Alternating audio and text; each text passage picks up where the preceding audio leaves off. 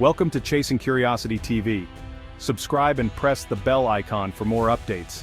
Tonight we report on a story that has stunned the nation, sending shockwaves through every community, every household, and every corner of the country.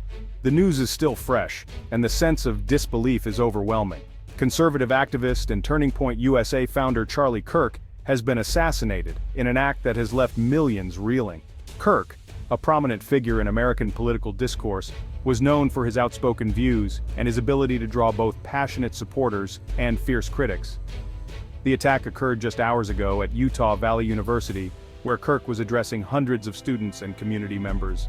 The event was meant to foster dialogue and debate, drawing a diverse crowd eager to hear his perspective. What was meant to be a forum for debate became the site of a brutal act of violence. Witnesses describe a sudden eruption of chaos as the atmosphere shifted from anticipation to terror in a matter of seconds. Initial reports described chaos, an active shooter, then confirmation that Kirk was the target. The confusion and fear were palpable as students and attendees scrambled for safety, unsure of what was happening. Law enforcement quickly locked down the campus, launching a massive investigation. SWAT teams swept through buildings, searching for any additional threats, while police cordoned off the area and began gathering evidence. The disbelief is palpable, not just in Utah, but across the country. News of the assassination spread rapidly, with people glued to their screens, struggling to process the enormity of what had just occurred. Kirk, known for his passionate and often controversial commentary, was silenced in the very arena where he championed free speech. The empty microphone now stands as a haunting symbol of a voice abruptly cut short. This tragedy raises urgent questions about political polarization and the safety of public figures in America. In a nation already divided, the attack has reignited debates about the boundaries of civil discourse and the risks faced by those who step into the public arena. On this September 11th, a date already marked by sorrow, we face a new national trauma. The timing of this tragedy only deepens the sense of collective grief, as Americans reflect on loss, vulnerability, and the fragility of peace. Kirk was more than a political figure. He was a son, husband, father, and a leader to millions. His family, friends, and supporters now mourn not just a public persona, but a loved one taken far too soon. His death will have lasting impacts on our politics, media, and public discourse. Analysts and commentators are already grappling with the implications as the nation searches for answers and meaning in the aftermath. The story is still unfolding, but the grief is already immense. Across campuses, city streets, and living rooms, people are coming together to mourn, to remember, and to try to make sense of the senseless. Tonight we are left to ask, how did it come to this? How did our society reach a point where violence interrupts the very spaces meant for dialogue and understanding? How can a place of learning become a stage for such violence? The questions are many, and the answers are not yet clear. But what is certain is that the impact of this tragedy will be felt for years to come. We will continue to bring you updates as more information becomes available. Our team is on the ground, speaking with witnesses, officials, and those closest to the story, committed to keeping you informed as the investigation unfolds. The nation mourns a voice lost and a family shattered. In the days ahead, we will remember Charlie Kirk, reflect on the meaning of his life and death, and search for a path forward in a time of sorrow and uncertainty. The Norda Center for the Performing Arts, a place that typically stands as a beacon of culture and creativity in the heart of Utah Valley University, is now at the center of a very different kind of attention. Tonight, this iconic building is cordoned off by police tape, transformed into a crime scene that has shocked the entire campus community. Earlier, the auditorium was filled to capacity. Supporters, students, and protesters all gathered under one roof. The air was electric, charged with anticipation and debate, but there was no sense of imminent danger. Charlie Kirk had been on stage for about 20 minutes, captivating the audience with his usual energy and controversial viewpoints, sparking both applause and debate. Security staff were stationed throughout the venue, alert but unaware that the evening would soon take a tragic turn. No one could have predicted what was about to happen. Utah Valley University has long prided itself on being a safe, open campus, a place where ideas are exchanged freely and students feel protected. Tonight, that sense of security has been shattered. Students, many of whom consider this campus a second home, now find themselves grappling with fear and disbelief. The familiar quiet of the campus night is now broken by the harsh glare of police lights and the wail of sirens echoing across the grounds. What was supposed to be a night of spirited discussion and intellectual challenge has instead become the focus of national headlines, a tragedy that no one saw coming. The stage, once a symbol of free speech and academic exchange, is now the epicenter of a homicide investigation, its purpose turned upside down in an instant.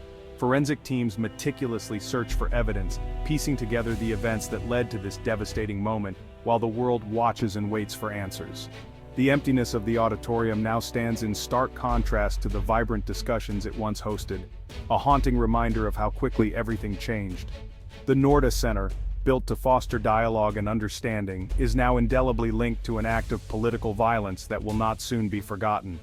Tonight, both the university and the nation bear a deep, painful scar, a reminder of the fragility of peace and the lasting impact of a single tragic event. The first shot rang out, slicing through the hum of conversation and laughter. At first, confusion rippled through the crowd. Was it a technical glitch? A protester's noisemaker?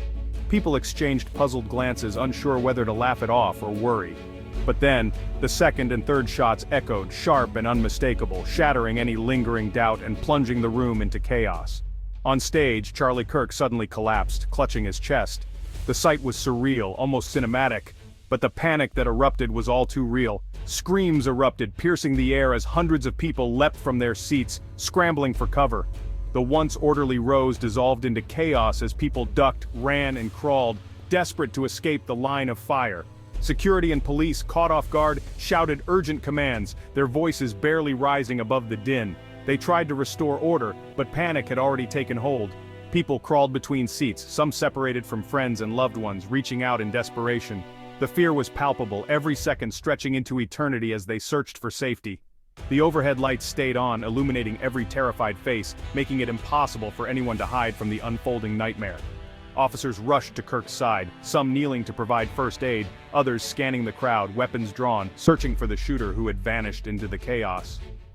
Law enforcement ordered everyone to stay down, voices stern and urgent, as they moved methodically to secure the building and prevent further tragedy. The initial rush to escape was abruptly halted by arriving officers who blocked exits and corralled the crowd, adding to the confusion and fear. Those inside were trapped between fear and uncertainty, ordered to remain on the floor, not knowing if the danger had truly passed. For what felt like an eternity, hundreds lay in silence, the only sounds the occasional sob or whispered prayer, as the reality of the tragedy began to sink in. The stage, once a place of lively debate, was now a haunting focal point. Bloodstains and an abandoned microphone marking the end of a life and the beginning of a national crisis. The chaos was absolute, the trauma etched into every survivor's memory, the shock and fear lingering long after the noise had faded. The auditorium, once a place for ideas and inspiration, had become a scene of horror, its empty seats and scattered belongings a chilling reminder of the violence that had shattered so many lives. Moments before the attack, the topic of violence was front and center. A student asked Kirk about rising political violence and what leaders can do to de-escalate rhetoric. Kirk responded, insisting that debate, not violence, was the answer. He defended free speech, arguing that strong convictions don't equate to incitement. As he denounced violence, the assassin struck. The irony is chilling. Kirk became a victim while advocating for peaceful discourse. The student who asked the question was later escorted out, visibly shaken. This moment underscores the dangers of our current political climate. The conversation about rhetoric and its consequences is no longer theoretical. Tonight, it became terrifyingly real. Leaders across the political spectrum are reacting to Kirk's assassination. The former president released a deeply personal statement, calling Kirk a fearless warrior for our values and a dear friend. He mourned the loss, describing Kirk as a champion for freedom and a man of deep faith. The statement highlighted Kirk's commitment to open debate, even in hostile environments. He inspired millions, the president said, and was a giant in every sense. The message called for unity and justice, condemning the hatred behind the attack. Our freedoms are fragile, the statement read. We must come together to demand justice. Kirk's legacy, it said, must be honored by defending free speech and the safety of all Americans. The president concluded, Charlie Kirk is a hero who will never be forgotten. The nation grieves with his family and loved ones. The call is clear. Honor his memory by continuing his work. May God bless Charlie Kirk and the United States of America. In the minutes after the shooting, the Norda Center was a scene of controlled chaos. Paramedics rushed Kirk to the hospital, but he was pronounced dead on arrival. Outside, students and community members gathered, many in shock, some in tears. The emotional toll was visible. Supporters sobbed, others stood in stunned silence. Emergency lights cast long shadows over a traumatized crowd. Even those who disagreed with Kirk's politics were shaken by the violence. Law enforcement began interviewing witnesses, escorting attendees to give statements. The campus, once open and lively, now felt like a fortress. Police in tactical gear stood guard, a stark reminder of the night's horror. For those present, the overwhelming reality was loss and fear.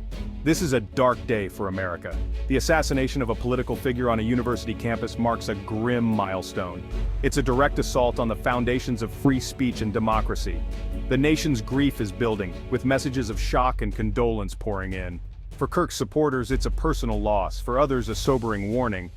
Even his critics condemn the violence, recognizing the threat it poses to all. Political assassination is a line that endangers democracy itself.